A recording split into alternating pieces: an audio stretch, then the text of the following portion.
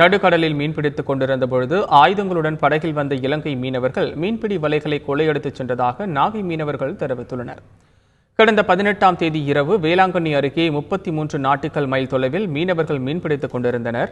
அப்பொழுது 3 படகுகளில் ஆயுதங்களுடன் அங்கு வந்த இலங்கை மீனவர்கள் 8 லட்சம் ரூபாய் மதிப்புள்ள மீன்பிடி வலையை சேதப்படுத்தி அதனை கொள்ளையடித்து சென்றதாக பாதிக்கப்பட்ட தமிழக மீனவர்கள் கூறியுள்ளனர்.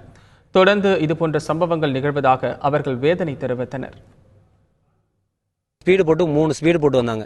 ஸ்பீடு போட்டு வந்துட்டு என்னடா ஸ்பீடு போட்டு வருதுன்னு சொல்லிட்டு அவன் சவுண்ட் வந்து ரொம்ப நம்ம போட்டு மாதிரி கேட்காது, சவுண்டு மட்டும் தான் கேட்கும்.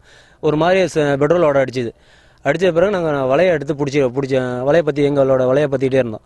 வலையை பற்றிட்டு இருக்கும் ஒரு கொஞ்சம் பற்றிட்டு போகும்போது ஒரு 1.5 டன் என் போட்டில் உள்ளது ஒரு 1.5 டன் மதிப்புள்ள வலை முறிஞ்சிருக்குன்னா அவங்க கத்தியால் வெட்டின மாதிரி இருக்குது.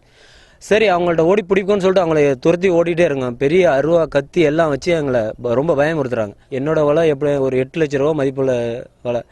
இதை வந்து நாங்கள் தினம் சரி வருடத்துக்கு 2 முறை சரி 3 முறை சரி இப்போ பெரிய சுத்து இந்த மாதிரி கலாண்டுட்டு போயிட்டே இருக்காங்க.